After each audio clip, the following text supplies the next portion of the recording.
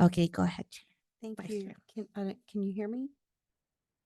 Okay, I'd like to call the meeting to order on September 17th, 2025 of the regular meeting of the Local Agency Formation Commission at 2:30. And we're meeting in the San Mateo County Board of Supervisors Chamber and on Zoom for the public. At this point, please, Diane, the clerk, will you explain the written and spoken public comments and how they can be made by attendees of the meeting remotely? Thank you. For members of the public, the instructions on how to participate in today's meeting may be found on the published agenda. On Zoom, please use the raise hand feature or *9 if you're calling by phone to indicate your desire to speak. Thank you. Okay, thank you. So thank you for the instructions. So, we'd like to go to item 1, which is roll call now, please. Thank you. Chair Martin? Sorry, Commissioner Martin?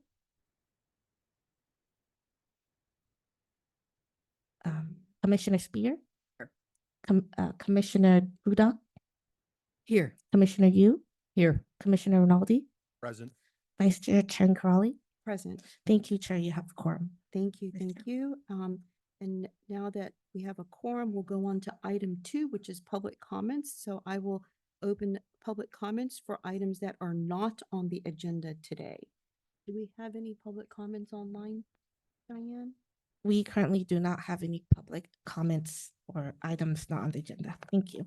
Okay, then I will close public comment and we can go to item 3, which is the consent calendar. Does anyone wish to pull any items off? If not, I'd entertain a motion for approval of the consent calendar.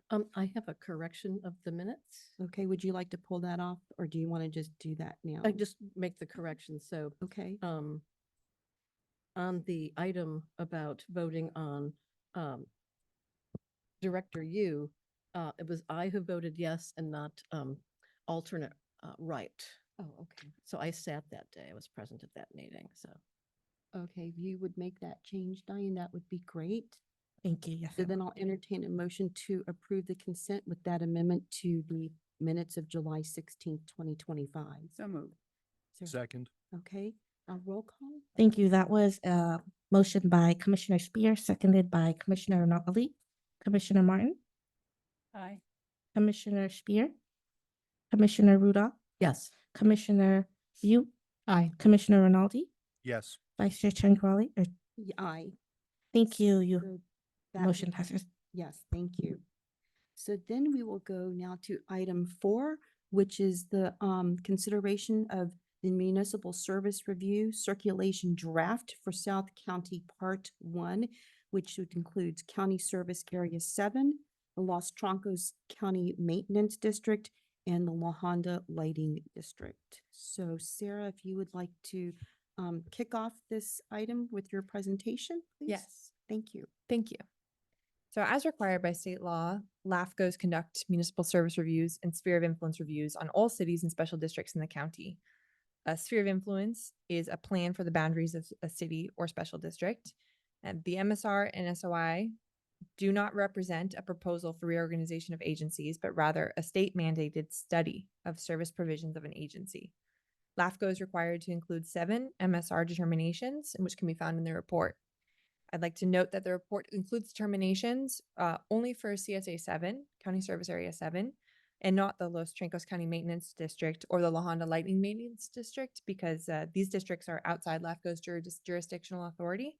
Nevertheless, LAFCO has historically evaluated and reported on the service delivery of these districts, and so we are doing so again here. And also, these are in the geographical area in South County, which is the area of focus right now. So starting with County Service Area 7, just provide a brief overview here of the 3 districts. County Service Area 7 was created by the Board of Supervisors in 1965 to provide domestic water services within its 1 square mile boundary. The San Mateo County Board of Supervisors is the governing body, meaning any matters relating to CSA 7 are agendized and heard during the regular County Board of Supervisors meetings. The Customer Advisory Committee is the advisory body for CSA 7, and the Department of Public Works manages the contract for CSA 7 operations. CSA 7 sells water to 68 residential customers in the area near unincorporated community of La Honda. The adopted budget in fiscal year 2025-26 for CSA 7 was $176,781. And the sphere of influence for CSA 7 is contiguous with the corporate boundary you see here in this map, and there are no changes to the SOI recommended at this time. I will briefly touch on the key issues that we found for CSA 7. The primary source of revenue for CSA 7 is from charges for water service and usage for residential customers, but due to the small ratepayer base, having sufficient funding for needed capital projects has been challenging. Funding for projects has periodically been provided by the county. While the district did adopt a new rate schedule in 2021, which covered increased operational costs, fund balance and reserve amounts for CSA 7 are still insufficient to cover most of the identified capital costs, along with any emergency costs, such as broken water lines or the hauling in of water to customers in an emergency. There is no proposed change to the current structure of CSA 7. Regardless, here are several alternatives to consider if the County of San Mateo determines that it is not feasible for the county to continue operating the system due to lack of ratepayer support, resulting in inadequate revenues. These three alternative models here are hypothetical. At this point, they're not necessarily realistic, but we mention them nonetheless. The report has 3 recommendations relating to CSA 7. They are summarized here. I'm going to move on to the next district covered in the report, which is the Los Trincos County Maintenance District. This district was formed in 2015 as the successor agency to the Los Trincos County Water District, which was dissolved by LAFCo in 2015 after its water system was sold to Cal Water. The services provided include enhanced fire safety, enhanced storm drain and road improvements, and land stewardship. The governing body is the County Board of Supervisors. The advisory body is the Community Advisory Committee, and operations here are also overseen by the Department of Public Works. The area served includes unincorporated Los Trincos Woods, Vista Verde, and Oak Forest Court in the town of Portola Valley.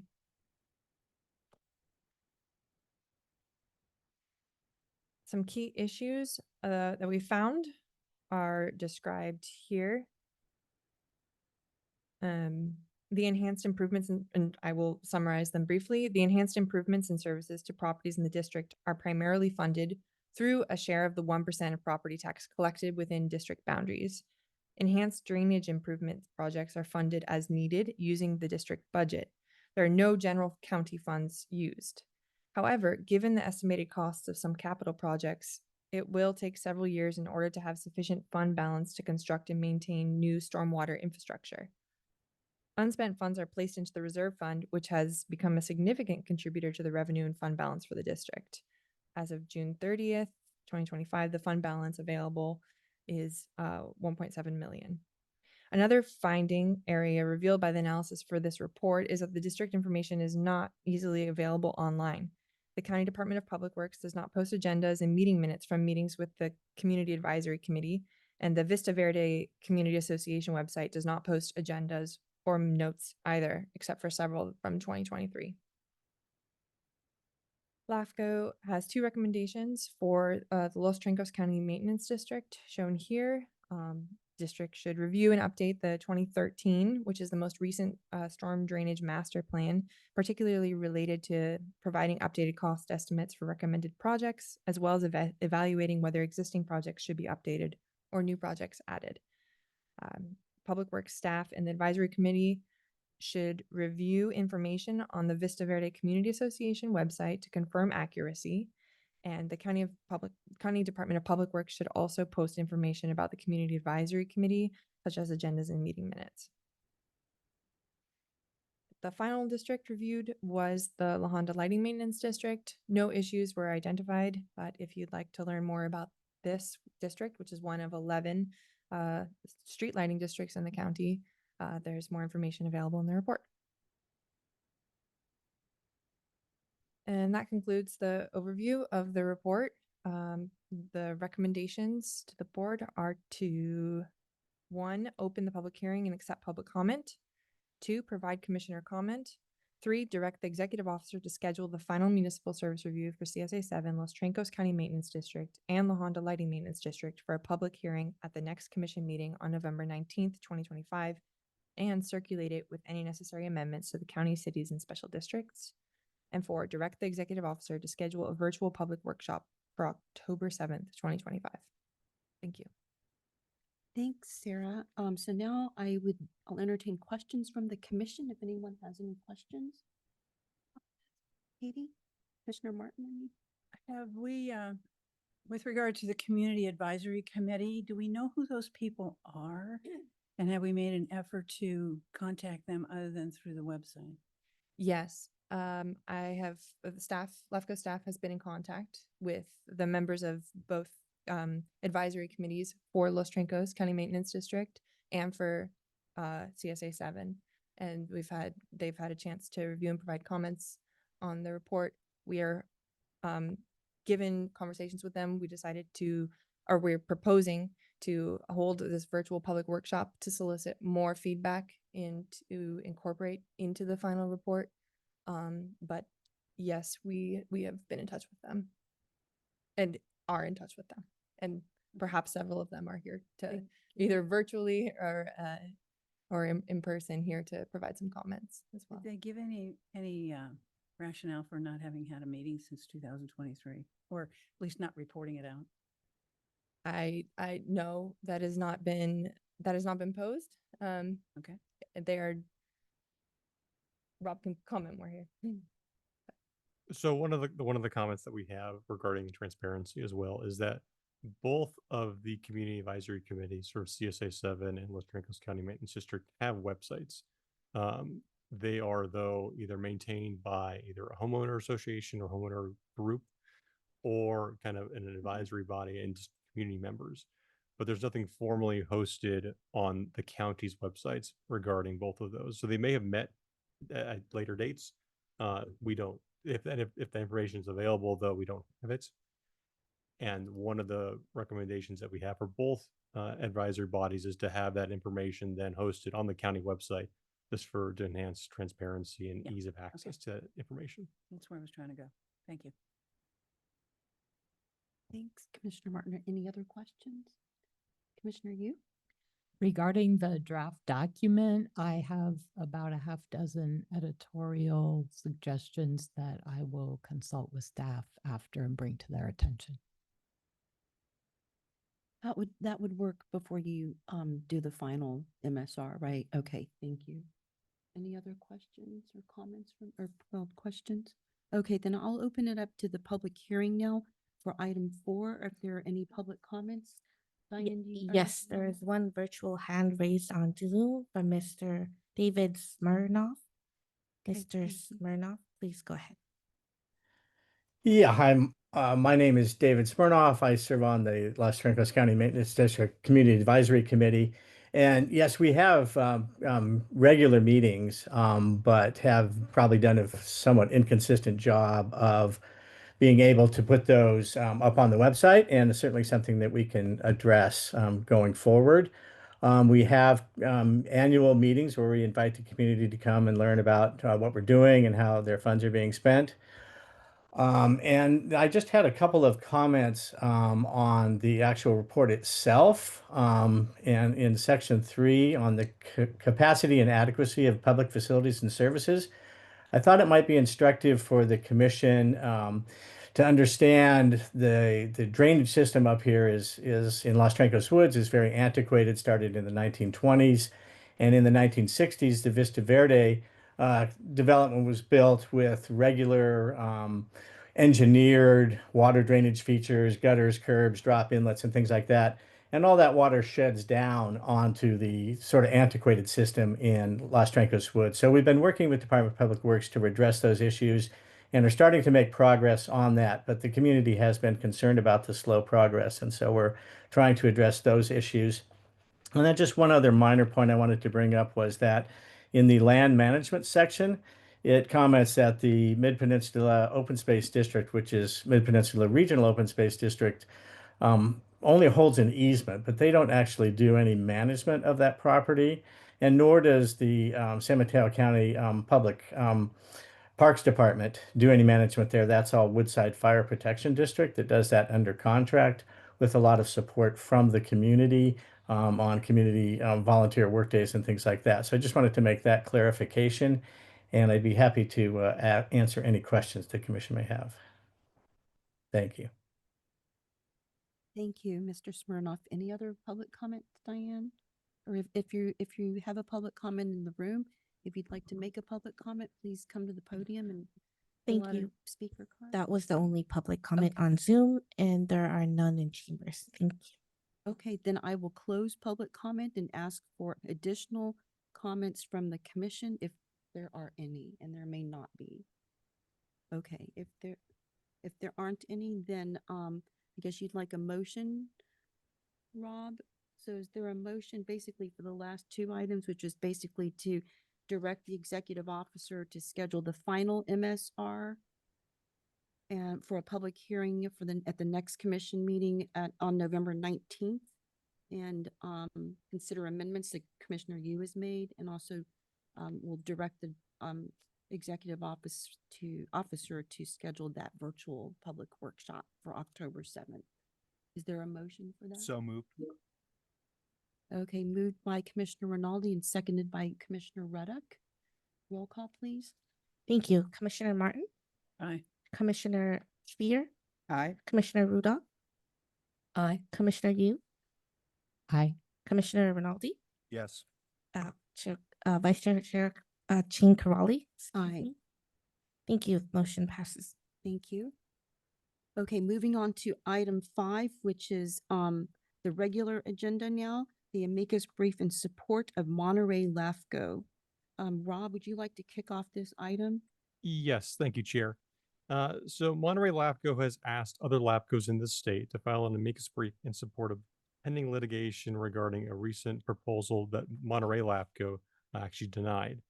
The proposal was for the Monterey Peninsula Water Management District, MPWMD, to take over a system currently operated by California American Water Company, which is a private company via eminent domain. In its denial, Monterey LAFCo based its decision on several independent reasons. And as stated in Government Code Section 56107, the standard for review of proposals for LAFCo actions is substantial evidence. When Monterey Peninsula Water Management District challenged its decision in court, the trial court applied a rational connection standard instead. If the Court of Appeals publishes a decision with this rational connection language, that would require LAFCo to prove that an action is connected to every single factor that currently we review against in Section 5668, which there are 17 different items in that factor in those standards, instead of the current standard of reliance least upon one factor with substantial background. One of the reasons that LAFCo is in support of preparing this amicus brief is that the issue before the Court of Appeals is one that was core to recent litigation in San Mateo regarding the East Palo Alto Sanitary District versus San Mateo LAFCO. In this litigation, which San Mateo LAFCO prevailed in, the presiding judge ruled that the standard of review for LAFCO actions is substantial evidence. LAFCO staff believes that the Monterey case could have statewide implications. A local LAFCO's ability to review the record presented to the commission and make a determination based on the substantial evidence before it would be greatly curtailed if the rational connection standard was applied instead to LAFCO's quasi-legislative decision-making process. San Mateo LAFCO staff, along with Marin, San Diego, Los Angeles, San Joaquin, Sacramento, and Cal LAFCO staff, has expressed support in drafting an amicus brief. The brief would be drafted by former counsel for LA LAFCO and would be reviewed by attorneys representing the LAFCOs that are participating in this effort. Each LAFCO will also have a sharing in the cost to prepare the brief, which is estimated to be about $1,200 per LAFCO. So the action in front of the commission today is to authorize LAFCO staff and LAFCO counsel to allocate staff time and funds up to $1,200 from the county attorney fund to support the work for amicus brief in support of Monterey LAFCO, and then also direct staff to provide the commission with periodic updates on the current appeal. And with that, I'm happy to answer any questions. Okay, I'll open it up for questions from the commission. Any questions? Really? Okay. Okay, then I will close that and open it up to public comment for any public commenters for item 5. Do we have any, Diane? Thank you. There's one virtual hand raised on Zoom from Miss Catherine Slater Carter. Thank you. Miss Carter, please go ahead.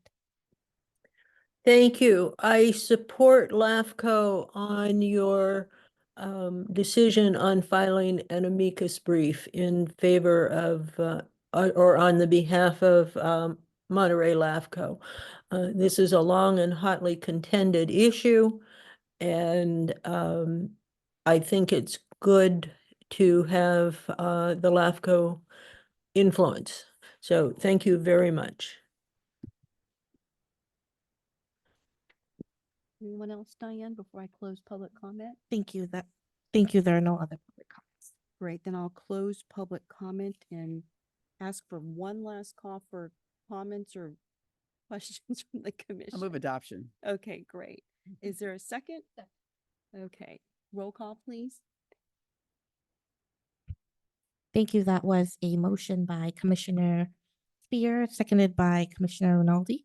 Commissioner Martin? Seconded by. Oh, I'm sorry. Commissioner Commissioner Yu. Yu. My apologies. Commissioner Martin? Aye. Commissioner Spear? Aye. Commissioner Rudolph? Aye. Commissioner Yu? Aye. Commissioner Rinaldi? Yes. Vice Chair Crawley? Aye. Thank you. Motion. No, Commissioner Ruddock seconded it, sorry. They're both to my right. so- Thank you. okay. I will make that edit. So that motion carried, and we'll move on to item 6, which is basically the fiscal year 24-25 year end and 25-26 quarterly LAFCO budget update. Rob? Thank you, Commissioner Ken Crawley. Yes, we have our update for 24-25 for end of year. Overall, LAFCO revenues totaled $890,789, which was slightly under the budgeted amount of $891,018. The fund balance of $134,000 was carried over from 23-24 and was not utilized by LAFCO. And LAFCO received approximately $19,000 in application fees in fiscal year 24-25 out of a budgeted amount of $35,000. However, LAFCO expenditures totaled less than the total budgeted amount, approximately 86% less, or 86% total of our expenditures of our budgeted amount. The variance resulted from salary savings due to the vacancy of the management analyst position for a few months, along with reduced legal costs. Regarding 25-26, LAFCO has received 100% of its 1/3 apportionment from member agencies, which includes the counties, cities, and special districts. And application revenue to the state is approximately $6,000. The carryover fund balance from 24-25 was $290,000, approximately $75,000 more than projected in May. And those additional funds have been allocated to one-time costs for county attorney and to the LAFCO reserve. And regarding expenditures for 25-26, we're currently within all expenditures for the beginning of the fiscal year. And this is an informational item only, and I'm happy to answer any questions. Great, any questions from the commission? Yeah. What's a wellness dividend? So as part of the, as we are county employees, me and Sarah, part of the functions of county HR, there is a wellness program that HR, yes, as an, Gym fees or correct, something? Okay. doing healthy things in order to receive this wellness dividend. So it is an incentive for healthy activities or actions. Okay, thanks. There are no other comments. Thank you for the report, Rob, and we've received this, and we'll move on to item 7, which is the Cal LAFCO conference update, which is also information only. So Rob, if you'd like to kick that off. Yes, I just wanted to provide a brief update on the attendance for the upcoming Cal LAFCO conference, which will be held on October 22nd to 24th in San Diego. The adopted 25-26 budget allows for 7 commissioners and staff to attend the Cal LAFCO conference, and currently we do have 7 commissioners and staff registered. including Chair Mueller, Commissioners Chincarelli, Rinaldi, Wright, Catherine Slater Carter, and then Executive Officer Bartoli and Management Analyst Flam. So the 7 of us will be in attendance in October at the LAFCo conference, and then we'll have an update about that conference and any outcomes from it at our November commission meeting. Great, thank you, Rob. And if there are no questions, I'll move on to item 8, which is the legislative report. Rob? Yes, so there have been 3 items that we've been kind of following the last couple months. SB 777, SB 5, and SB 707. All 3 of those bills are now before the governor waiting his signature or his vote. Just to touch on SB 707, which has to do with the Brown Act. Since the publication of the staff report, there was an update about eligibility of that law. So I just want to add additional language about that. So the eligibility regarding the applicability of SB 707 would be a city council of a city with a population of 30,000 or more, a county board of supervisors of a county or city and county with a population of 30,000 or more, a city council of a city located in a county with a population of 600,000 or more, which that would be applicable to San Mateo County cities. And then for special districts, there was additional language that was added. And I won't go through all the criteria, but it's quite high threshold for special districts to fall under the requirements of 707. And the only agency that would qualify currently would be Samtrans. But every other special district would be unlikely to meet the threshold, at least as it currently is written. And I'm happy to answer any questions about the legislative report. Commissioner Spear? Rob, I think you misspoke. It's a city council or city located in a county with a population of 200,000 or more. You said 600,000. The latest version that at least I saw, I will double check, but I can confirm after this meeting. But the last time I saw it was 600,000. Oh, in I will that double case. check though. Okay. Because that was additional criteria also was about the special districts. So the special district threshold was much lower. And now there's a special district requirement about 600,000 population, has to have 200 employees or Okay. 1,000 employees, or has a budget of $400 million.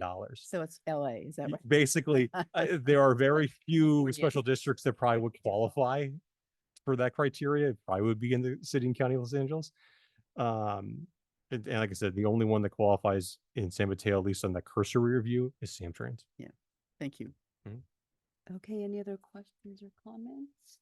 And thank you, Rob. We'll move on to item 9, which is the commissioner and staff reports, which is also information only. If you'd like to kick that off, Rob, thank you. I do not have any additional reports. Thank you. Wow. I think that was the last item, right? So Is there a motion to is there, adjourn? yes, where I can adjourn the meeting, right, at 2:58. Thank you. We'll see y'all in November then. You?